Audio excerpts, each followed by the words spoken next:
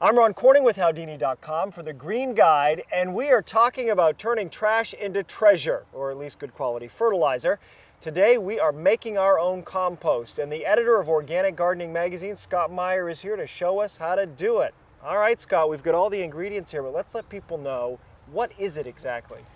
Compost is the once living things turned into a soil conditioner, weed preventer, fertilizer. It's taking those things, putting them together, and managing the process so they decompose and leave you with a great result. So Scott, explain to me the process, how composting works to help in growing your garden. Composting works by taking specific materials that you want to use, some browns and some greens, we'll talk about that in a second, what we mean by that, mixing them together, and when you do that, there's all these millions of microbes in the soil, and they come up and they start to break down that stuff and turn it into the fertilizer nutrients that plants need. It looks fairly simple. You don't need a bin per se. You've got chicken wire here, right? That's right. We like to say compost happens, which means that you don't have to do a whole lot to make this work, but it does help to have a few things that make it a little neater and a little easier to manage. You can buy fancy bins, but you can also just start with something as simple as a roll of chicken wire that you form into a circle and then fill it with your material. Okay, and we've got some of the material here. I'm going to pick this up because I'm the novice, and if I can do it, anyone can. What do we have here exactly? We have what we call the brown parts of compost, and you want to balance the browns and the greens. The brown stuff is stuff that's started to dry decay. This would be like straw, shredded leaves. Those are great brown ingredients. You want to mix that 3-to-1 to the greens. It's a good base layer to put down. When you rake your lawn in the fall and you get your leaves, you just gather all that stuff up. That is a great time to start with compost, is to get it in the fall because you have all those leaves.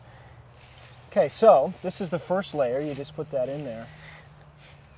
And it's important that the air circulates because you could, I suppose, put it in a trash can, but if there's no air, it's a whole different process. If no air, it will start to smell. If you leave it where there's plenty of air circulation, you will not smell and you will not attract animals. One of the concerns that people have about making compost.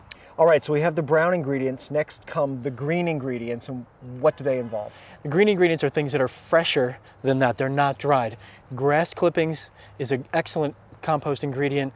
I also brought some great green ingredients for us. I saved some from our home compost pail. You call them green ingredients, I call them garbage, but all right. So there we have banana peel, avocado peel. There's some tea bag in there. All There's right. some peelings from a cucumber. Eggshells are an excellent ingredient to add. It's the only animal sourced ingredient you want to put in. I was going to say, I would think the eggshells are an animal They are, byproduct. but the shells themselves are really high in a nutrient called calcium. It's very helpful. Just dump the whole thing. You would also add in here garden plants that have finished, house plants, cut flowers, coffee grounds is a great ingredient. I know it's brown, but manure is a great ingredient for a compost pile. It has to come from an herbivore. So chickens, horses, cows, those are great ingredients for a compost pile, and they are green because they're high in nitrogen, even though they're brown. How long does this take exactly? Well, the first thing you have to do is you have to make sure that your pile is big enough to start decomposing. This bin is a perfect size because it needs to be 3 feet high, 3 feet wide, and 3 feet deep. So once you have that, then you'll have the critical mass, the pressure that begins the decomposing process. If you're a very enthusiastic compost maker and you turn it every week, 2 months, and you'll have compost. You have in the center is an area that it will start to get hot. You literally will see steam coming off it when you dig into it. That's the stuff that's starting to be finished compost. You want to move that to the outside and take the stuff that hasn't cooked yet and move that to the inside. That's what the turning does. If you're the let compost happen sort and never turn it, 6 months. So what we've started here are basically the first 2 layers, and you're going to continue to layer it, turn it, layer it, turn it. That's right. And the other thing that we haven't talked about is it needs a little moisture. You don't want to water it and get it soaking wet, but you like it to be damp all the time. So the turning is important and water is important. And you keep doing this. You can do it all at once if you have enough ingredients, or just keep adding to it as time goes on. So Scott, this is it. This is the finished product. It's pretty remarkable. It's almost like alchemy.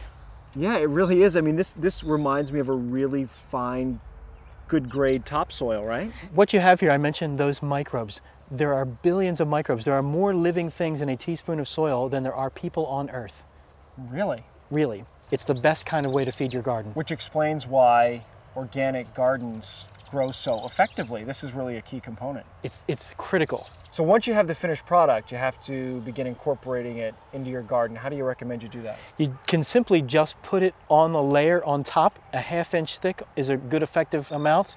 But one of the ways I like to use it is to really target it at plants. So when I'm transplanting, every planting hole gets a little compost in it so that soil is enriched. All right, Scott, thanks a lot. We appreciate it. Scott Meyer is with Organic Gardening Magazine, and I'm Ron Corning with Howdini.com for The Green Guide.